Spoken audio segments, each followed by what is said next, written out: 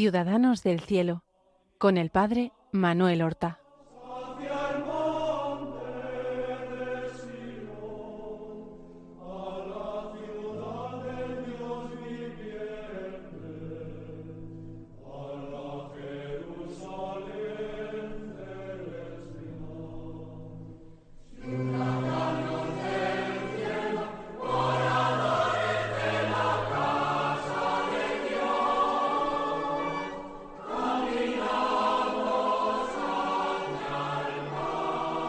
Muy buenos días, queridos amigos, oyentes de este programa Ciudadanos del Cielo. Vamos hoy a hablar no solamente de un mártir, sino de un grupo de mártires que fueron canonizados conjuntamente. Fueron canonizados ya en el siglo XIX por el Papa Pío IX, concretamente el día de San Pedro y de San Pablo, el 29 de junio de 1867. Estoy refiriéndome a los santos mártires de Gorkum. No sé si ustedes han oído hablar de ellos. Gorkum es una pequeña ciudad de los Países Bajos. Pues lo primero que tenemos que decir es que, como ustedes saben, los Países Bajos, comprendiendo no sólo la actual nación llamada así, Holanda también con frecuencia, sino también Bélgica y Luxemburgo, es una unidad que perteneció durante algún tiempo de la historia al Ducado de Borgoña, y como tal fue heredada de su padre Felipe el Hermoso, duque de Borgoña, por su hijo Carlos I de España y posteriormente emperador de Alemania con el nombre de Carlos V.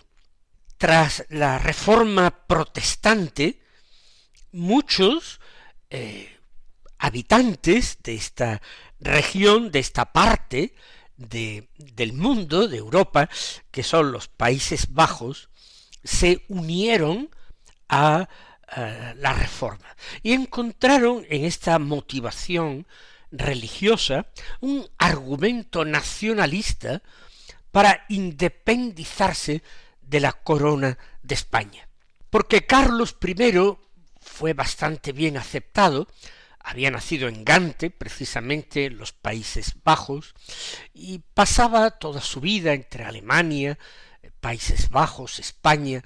Pero Felipe II gobernó el imperio español, tan dilatado principalmente desde Madrid. Por tanto, ellos, con un sentimiento nacionalista, quisieron separarse de España y en la religión encontraron un motivo. Se separarían, se independizarían de España y terminarían constituyendo algunos países precisamente por mayorías religiosas, lo que hoy es Bélgica, de mayoría católica, gran mayoría católica, mientras que en lo que se llamó después Holanda, Países Bajos en la actualidad, pues principalmente, mayoritariamente, era protestante, luterano y calvinista. Perdonen esta pequeña introducción histórica, porque resulta que el rey Felipe II envió el duque de Alba para enfrentarse a los protestantes holandeses. Estos habían formado un partido para independizarse de España, el partido de los mendigos, que posteriormente se llamó de los mendigos del mar. ¿Por qué del mar? Porque batidos fuertemente por el duque de Alba, se refugiaron en islotes cerca del continente, se dedicaron a la piratería. Y por eso empezaron a denominarse mendigos del mar, mendigos gueux en francés. No eran ya luteranos en sí, eran de mayoría calvinista, que se habían impuesto también sangrientamente a los luteranos. El duque de Alba mandó ejecutar a dos nobles flamencos holandeses que encabezaban la rebelión y fueron ejecutados en Bruselas. Fueron el conde de Egmont y el conde de Ornes, hoy considerados héroes. La plaza del Sablón en Bruselas, quien la conozca, están dos esculturas en bronce de estos dos personajes. Pues bien, otro conde, el conde de Lamarck, en 1571 se hizo con el control de estas hordas de mendigos del mar y emprendió una lucha a muerte para independizarse de España. De tal manera, este hombre, muy fanático religiosamente, se había comprometido con la causa que juró no cortarse la barba, ni tampoco las uñas, hasta el día en que hubiera vengado la muerte de los condes de Egmont y de Ornes. Y vengarla, evidentemente, no en el rey de España ni en el duque de Alba, que quedaban fuera de su alcance, sino en la persona de sacerdotes o frailes o monjas católicos. Y tuvieron éxito en algunas incursiones, consiguieron conquistar la plaza fuerte de Brielt, en la desembocadura del río Mosa. Por todas las iglesias y conventos fueron saqueados, luego quemados, destruidas las imágenes, y a los religiosos y sacerdotes que pudieron capturar, pues los mataron y los torturaron. Esto fue en 1571. En 1572, una flotilla, son los mendigos del mar, el 25 de junio, mandada por un capitán llamado Marino Brandt, atacó una pequeña ciudad, Gorkum. Llamamos a nuestros mártires los santos mártires de Gorkum, de esta ciudad. Las tropas muy reducidas, fieles al rey Felipe II, se atrincheraron en la ciudadela, el alcázar, dentro de la ciudad. Y allí se encerraron también los sacerdotes y religiosas que había en la ciudad, que quedaban en la ciudad. Algunos habían huido antes de que llegara Marino de Brandt con sus mendigos del mar. Otros quisieron quedarse con la gente hasta el último momento, otros no tuvieron tiempo de escapar. De hecho, los conventos de monjas de la ciudad fueron evacuados antes, por eso no hay ninguna mujer en el grupo de los mártires, no porque respetaran a las mujeres, sino porque las religiosas en el lugar ya habían sido llevadas a otros conventos y a otros lugares.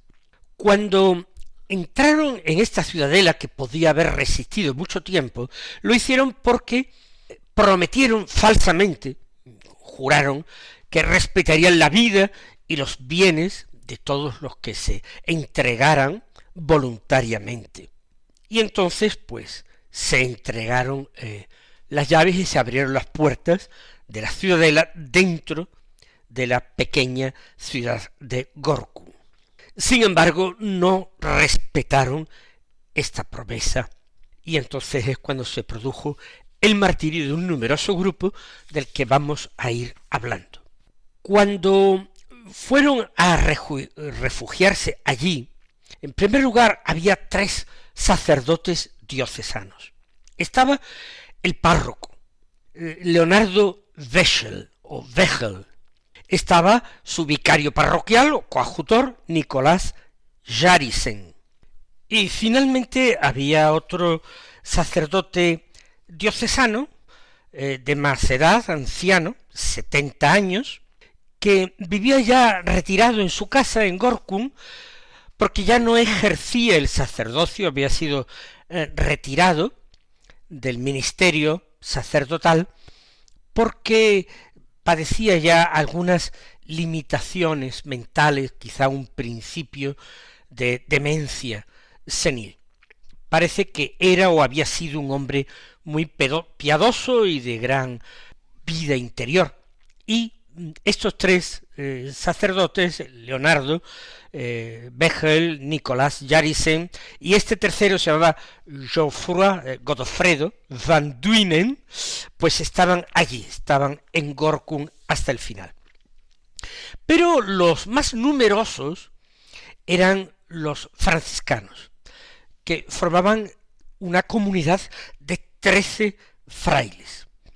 El guardián o superior era el padre Nicolas Pieck. Nicolas Pieck tenía solo 38 años y además era hijo de Gorkun, era natural de allí, allí tenía a su familia. Y tenía como miembros de su comunidad por una parte el vicario, el segundo superior, Jerónimo de Werth, y luego estaba el padre Nicasio de Hesse, que era director espiritual y hacía mucho fruto como predicador, Teodorico van der Em, que tenía ya 70 años también, y era capellán de las religiosas de la Tercera Orden Franciscana, estaba Willehalt de Dinamarca, que era ya un anciano de 90 y tantos años, que lo habían expulsado de su patria, Dinamarca, precisamente por mantenerse fiel a la fe católica y no haberse pasado al protestantismo, otro llamado Antonio de Werth, otro Antonio de Ornaert, y otro fraile recién ordenado sacerdote llamado Francisco van Roy. Había otro, también sacerdote, Guillermo, de nombre Wilhelm, que a diferencia de todos sus compañeros, parece que era un hombre un tanto relajado y poco seguro en su fe. Y había también dos hermanos legos, Pedro de Asge y Cornelio de Wig-Wig-Duurstede. Completaba el grupo un novicio de solo 18 años, llamado Fray Enrique. Junto a esta comunidad de 13 franciscanos, desde un novicio, 2 legos y el resto sacerdotes, había también un fraile agustino, Juan de Osterweg, que había sido también capellán de un monasterio de religiosas de Gorkun. Tanto las franciscanas como las otras, creo que agustinas, pues ya se habían puesto a salvo. Luego quedaba también en la ciudad un canónigo del cabildo diocesano llamado el doctor Pontus van Witter, que era precisamente el ecónomo, el administrador de los bienes del cabildo diocesano, del cabildo catedral. Ese se había refugiado también en el castillo, en la ciudadela de la ciudad de Gorkun. Había todavía 2 sacerdotes diocesanos más, que no estaban en el primer grupo, sino que parece que los habían capturado no en la ciudad, no en la ciudadela, sino en la ciudad. 2 sacerdotes diocesanos, Andrés Wouters y Andrés Bonders, y luego 2 religiosos premonstratenses, Jacobo Lacobs y Adrián de Ilvanrenbeck. Total eran 23 los clérigos religiosos aprisionados. Precisamente de este premonstratense Jacobo Lacobs vamos a hablar después, y también del diocesano Andrés Wouters. Estos que no estaban en la ciudadela, sino en la ciudad, pero que se unieron. Hablaremos después porque la historia es muy curiosa.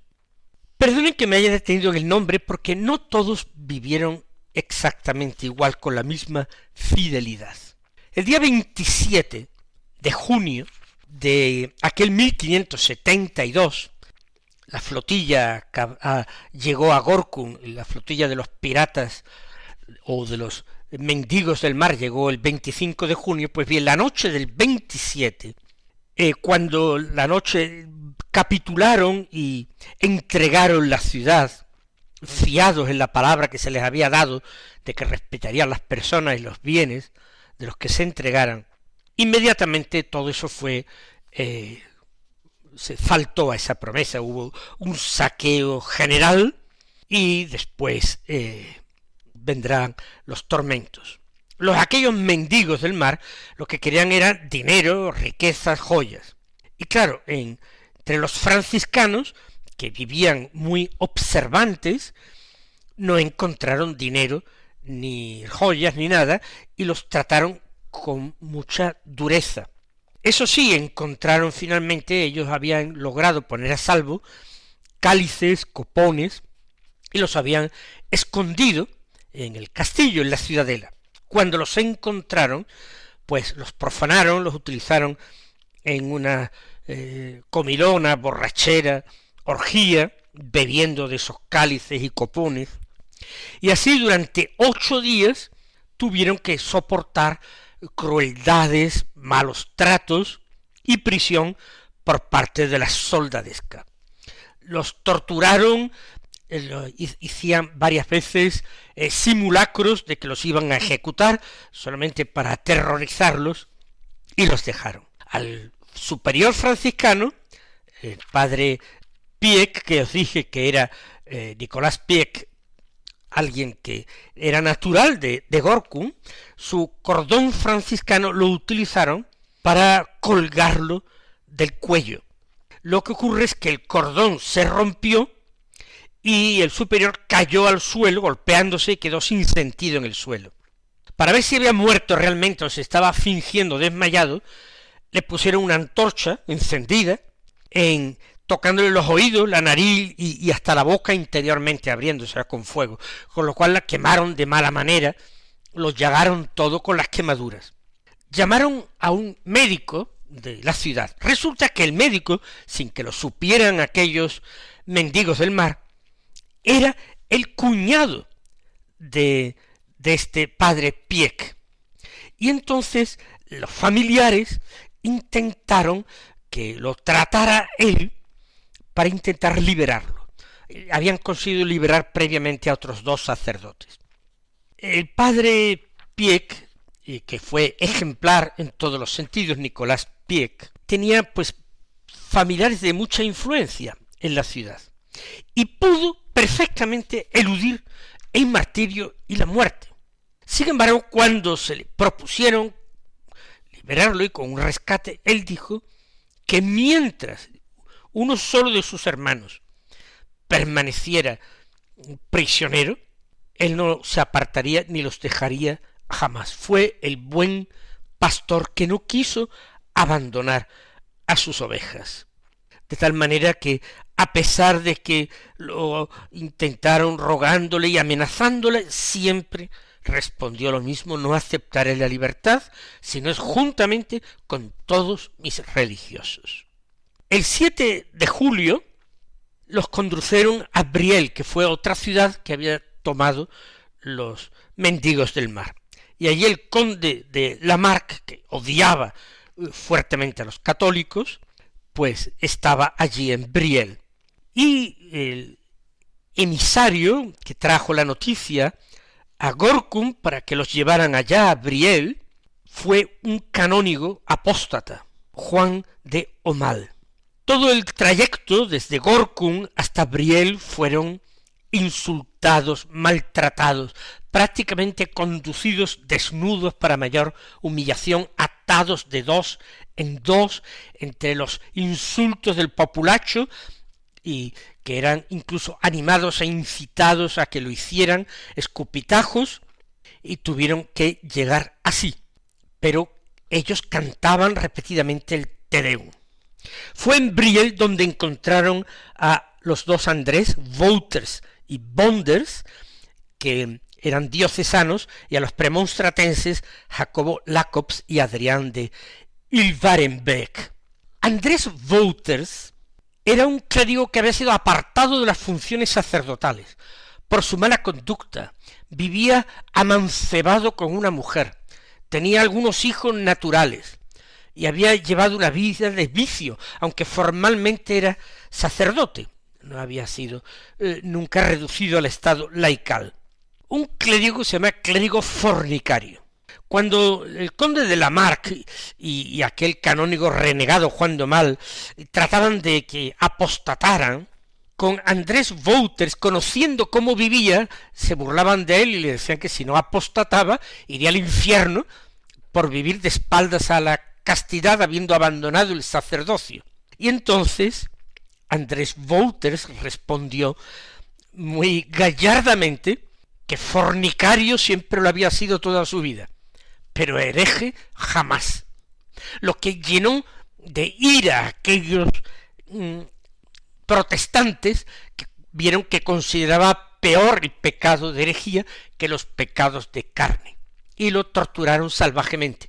Curiosamente, este clérigo fornicario, este clérigo que hacía mucho que no recibía ni celebraba los sacramentos, está hoy canonizado, y es santo de la iglesia, Andrés Wouters.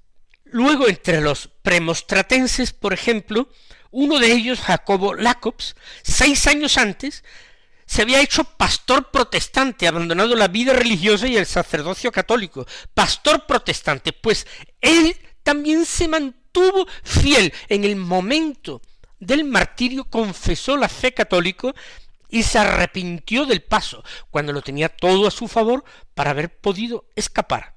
Este clérigo apóstata en un momento que se había hecho pastor protestante, quiso morir como católico, sufrió el martirio y está hoy canonizado. No me digan ustedes que no es verdaderamente llamativo. También hubo otras cosas. El joven novicio de 18 años, Fray Enrique, pues cedió a las presiones, apostató. Luego se arrepintió y pidió luego la entrada ya en zona católica, pidió no solamente la reconciliación con la Iglesia, sino entrar de nuevo en la orden franciscana. Y gracias a él conocemos la historia detallada del martirio de estos hombres y de la respuesta de Andrés Wouters, que seré clérigo fornicario, pero hereje jamás. No fue la única renuncia. Pontus van Witter, el que era canónigo y canónigo ecónomo, pues renunció y apostató para salvar la vida, así como el otro sacerdote que estaba preso con Andrés Wouters, que era diocesano, el otro Andrés Bonders, que también apostató. Los demás fueron asesinados el día 9 de aquel mes de julio. El primero en ser ahorcado fue el superior, y luego en el momento de la muerte 2 más fueron los que apostataron. El fray Enrique, que hemos dicho, el novicio, que estuvo presente hasta el final y sufrió las atrocidades hasta el momento, pero en el momento de la horca se vino abajo, y el padre Guillermo, un franciscano que dije que había vivido mucho más relajadamente, también apostató. Fray Enrique sí, volvió a hacerse franciscanos. Pues esta es la extraordinaria muerte de los santos mártires de Gorkum. A mí me recuerda a San Dimas, el buen ladrón. En el último momento, después de una vida de pecado, supo morir con Cristo y por Cristo. Así fue para todos ellos, especialmente para aquellos que habían vivido escandalosamente, como Andrés Wouters, el clérigo fornicario, y Jacobo Lacobs, el religioso premostratense que se había convertido en pastor protestante, y alcanzaron la palma del martirio. Mis queridos hermanos, que el Señor os colme de sus bendiciones, y hasta la próxima semana.